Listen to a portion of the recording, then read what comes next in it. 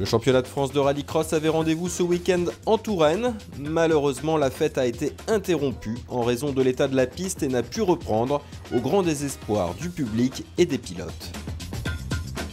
Lui, il en a vu d'autres alors qu'il fête ses 35 ans en tant que speaker du championnat. Rencontre avec la voix du rallycross, Jean-Jacques Guibal.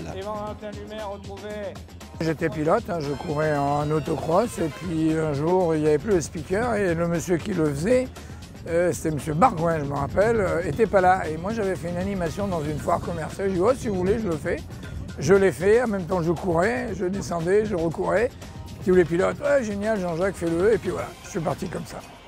J'ai vu des belles courses, j'ai eu des trucs fantastiques, j'ai vu des malheurs aussi, mais c'est une passion.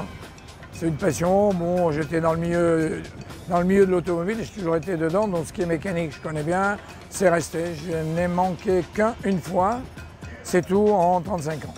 Sa deuxième année a pris le meilleur départ. Et pour l'accompagner dans ses commentaires, il forme un duo depuis plusieurs années avec son complice Cyril Commère. D'abord, ça a été une voix, puisqu'en tant que spectateur autour des circuits. Puis une relation d'amitié s'est créée et en 2016, en effet, je le rejoignais sur certains circuits en tant que second speaker. Et puis après, bien sûr, dans les années 2020-2021, après le Covid, est arrivé le live streaming avec l'appui de la vidéo pour commenter à ses côtés. Et surtout, on avait la même vision, c'est de garder cette convivialité et mettre en valeur, pas les speakers, nous on est les hommes de l'ombre, mais mettre en valeur les pilotes.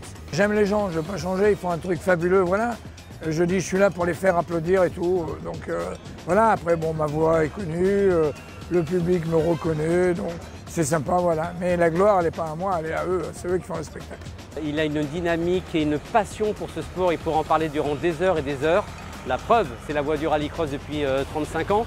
Et il est toujours tourné vers l'avenir. Comme j'ai dit ma phrase il y a tellement longtemps, ça se raconte pas, ça se vit, venez le vivre avec nous. Une chose à vivre sur le rallycross, c'est le fameux tour de joker, particularité de cette discipline. Mais au fait, c'est quoi un tour de joker? Alors le but, ça va être de prendre une variante alternative du circuit qui va nous faire perdre du temps par rapport à un tour normal. Donc ça peut aller de 1 à 4 secondes sur certains circuits. Et donc on doit prendre cette variante une fois dans la manche ou dans la demi-finale ou dans la finale.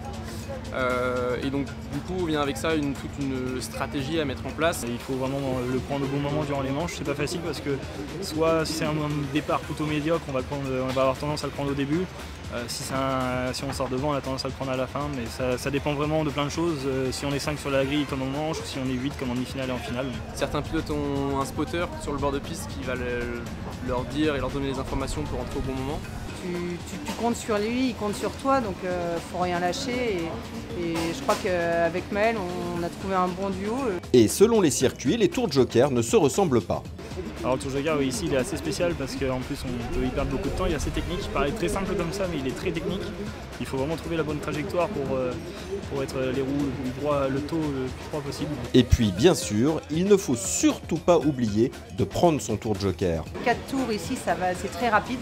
Le circuit est quand même très petit, quoi. Et on a eu l'oubli d'un tour de joker et ça, je crois que je m'en souviendrai. Ça a été le seul d'ailleurs, mais ouais, ça peut arriver. Championne de France de la montagne, ambassadrice de la FFSA, Cindy Gudet était présente ce week-end pour découvrir le rallycross. Impression. Pour moi, la discipline du rallycross, c'était avant tout une discipline qui est très spectaculaire.